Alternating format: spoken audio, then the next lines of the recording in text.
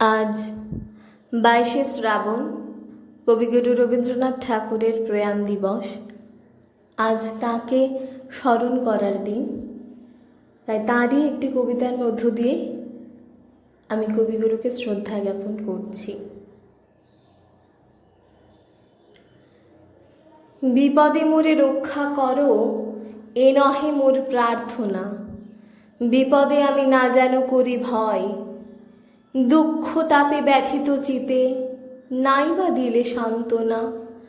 দুঃখে যেন করিতে পারি জয়, সহায় মোর না যদি জুটে, নিজের বল না যেন টুটে।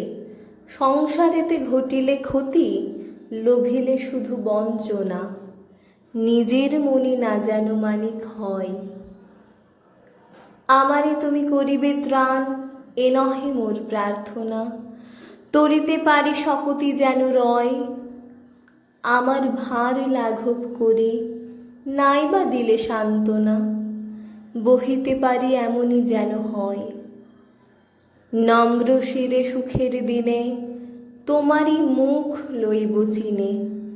দুঃখের রাতে নিখিল ধরা, যেদিন করি বঞ্চনা, তোমারে যেন না করি সংশয়। নমস্কার।